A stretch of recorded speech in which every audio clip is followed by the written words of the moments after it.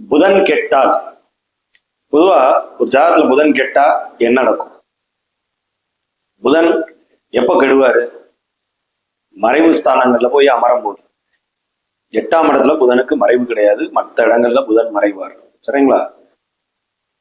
புதன் மறையும் பொழுது ராகு கேது சனியோட ரொம்ப க்ளோஸ் ஆகி போய் உட்காரும் போது பகை கிரகங்கள் செவ்வாயோட பகை வீட்டுல ரொம்ப நெருங்கி போய் உட்கார்றது, இப்பெல்லாம் இந்த மாதிரி சமயத்துல எல்லாம் புதன் பலம் இழப்பார். சரிங்களா? புதன் பலம் இழந்தா என்ன ஆகும்?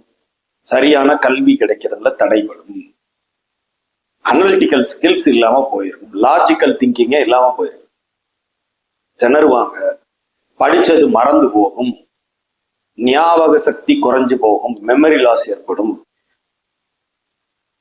சரிங்களா? பேச்சு முன்னுக்கு பின்னாக பேசுறது,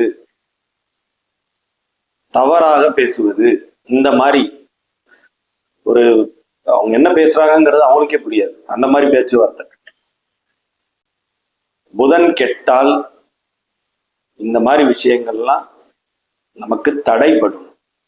சிலர்லாம் பாத்தீங்கன்னா புதன் இந்த ஜாதகத்துல வலு இல்லாம இருக்கும், ஆனா நல்லா படிச்சிருப்பாங்க. காரணம் 2ஆம் அதிபதி 4ஆம் அதிபதி குரு நல்லா இருப்பாரு, 9ஆம் அதிபதி, இந்த மாதிரி இவங்க எல்லாம் நல்லா இருப்பாங்க, படிச்சிருப்பாங்க. ஆனா படிச்சதுக்கு உண்டான யூஸ் இல்லாம போயிடும், அதுக்கு தகுந்த மாதிரி ஒரு வேலை இல்லாம அமையாம போயிடும்.